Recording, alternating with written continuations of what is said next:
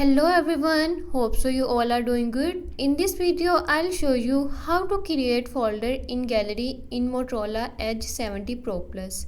Before starting the video, don't forget to subscribe and watch our complete video.